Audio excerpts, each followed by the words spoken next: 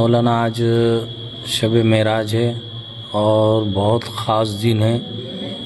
حضور پاک صلی اللہ علیہ وسلم کو اللہ نے ایک انعام میں تحفہ دیا سو ہے جو کہ نماز کا ہے، اور کچھ مسجدوں میں شب معراج منا رہے ہیں اور کچھ مسجدوں میں نہیں، صرف نماز پڑھ کر بھیج رہے ہیں، اور کچھ مولانا یہ بھی کہہ رہے ہیں کہ شب معراج نہیں منانا چاہیے، کل کا روزہ نہیں رکھنا چاہیے، اور کچھ مولانا لوگ بول رہے ہیں کہ کل کا روزہ رکھنا چاہیے، شب معراج منانا چاہیے۔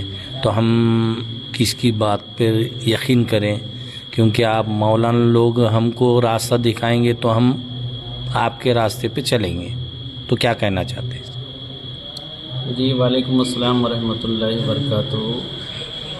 سب سے پہلے میں آپ کا شکر ادا کروں گا کہ آپ ہمارے پاس آتے ہیں، ہماری باتیں لوگوں تک پہنچاتے ہیں۔ جہاں تک مسئلہ شب معراج کا ہے، تو اگر کوئی کہتا ہے کہ نہیں منانا چاہیے تو اس کو صراحتاً اس پر کوئی حدیث پیش کرنی چاہیے۔ کوئی بھی عمل اس وقت تک مضبوط نہیں ہوتا ہے جب تک کہ اس کے منع کی کوئی حدیث یا کوئی اس کے اوپر نص وہ پیش نہ کر دے۔ وصول یہی ہے، قُلْ هَاتُوا بُرْهَانَكُمْ إِن كُنتُمْ صَادِقِينَ، لاؤ دلیل تم اگر تم اپنے قول میں سچے ہو۔ شب معراج کے تعلق سے ہمارا یہ یقین ہے کہ اس میں اللہ تعالیٰ نے اپنے محبوب صلی اللہ تعالی علیہ وسلم کو ایک ایسا مقام عطا فرمایا جو پچھلے 1,24,000 انبیاء میں سے کسی کو نہیں دیا۔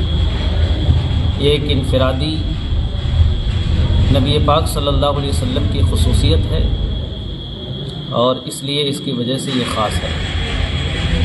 دوسری بات یہ ہے کہ ہم اس کو فرض یا واجب قرار نہیں دیتے ہیں، البتہ ہمارے نزدیک یہ ہے کہ اگر کوئی منا رہا ہے تو بھی ٹھیک ہے، نہیں منا رہا ہے تو ہمیں اس پر کوئی اعتراض نہیں، لیکن اگر کوئی اس کو ناجائز کہتا ہے یا حرام بتائے تو پھر ہم بڑے ادب سے اس سے مطالبہ کریں گے کہ آپ اس کے حرمت پر یا اس کے ناجائز ہونے پر کوئی قول پیش کریں۔ دوسری بات یہ ہے کہ شب معراج کا جو روزہ ہے یہ ایک زمانے سے لوگ رکھتے ہیں، اور اس کے بارے میں میں صرف اتنا کہوں گا کہ ایک کتاب ہے جس کا نام ہے مکاشفۃ القلوب، اس کتاب کے رائٹر ہیں امام غزالی، حجت الاسلام امام غزالی رحمۃ اللہ تعالیٰ علیہ، جن کی تاریخ وفات تقریباً 505 ہجری ہے۔ آج سے لگ بھگ 1000 سال پہلے کے عالم دین ہیں۔ انہوں نے مکاشفۃ القلوب کے اندر صفحہ نمبر 637 پر ماہ رجب کی فضیلت میں ایک حدیث لے کر کے آئے، اور اس حدیث میں یہ ہے، حدیث کے راوی حضرت ابو ہریرہ رضی اللہ تعالیٰ عنہ ہیں۔ ان سے مروی ہے کہ رسول پاک صلی اللہ علیہ وسلم نے فرمایا کہ جس نے رجب کی 27ویں کا روزہ رکھا اس کے لیے 60 ماہ کے روزوں کا ثواب لکھا جاتا ہے۔ پہلا دن نبی پاک نے فرمایا اس لیے کہ یہ پہلا دن ہے کہ جس میں جبریل امین علیہ الصلاۃ والسلام پیغام الہی لے کر کے نازل ہوئے، اور اسی دن اللہ تعالیٰ نے مجھے معراج سے مشرف فرمایا۔ ہمارا اس حدیث مبارکہ پر یہ کلام ضرور ہے کہ اگر یہ حدیث ضعیف بھی ہے تو آپ جانیں کہ ہم شب معراج کے روزے کو نہ فرض سمجھتے ہیں، نہ واجب سمجھتے ہیں، نہ سنت سمجھتے ہیں، بلکہ مستحب سمجھتے ہیں۔ اور مستحب عمل کے لیے علماء کرام کا بالاتفاق یہ فیصلہ ہے کہ اگر کوئی حدیث ضعیف بھی ملتی ہے تو اس پر عمل کیا جائے گا، اس سے منع نہیں کیا جائے گا۔ اور یہاں پر حدیث ہے، یہ حدیث خصوصیت کے ساتھ 27ویں شب کے روزے کا ہمیں موقع دیتی ہے، پتہ بھی دیتی ہے۔ اس کے علاوہ بھی نبی رحمت صلی اللہ علیہ وسلم نے یہ بھی ارشاد فرمایا دوسری حدیث میں، جس کے راوی حضرت انس بن مالک رضی اللہ تعالیٰ عنہ ہیں، اسی کتاب میں ہے مکاشفۃ القلوب میں، حضرت انس نے فرمایا ہے کہ جس نے रजब में 3 रोज़े रखे, अल्लाह तबारक व तआला उसको भी जो है एक मुतय्यना अज्र अता फरमाता है, यानी 9 साल की इबादतों का सवाब अता फरमाता है।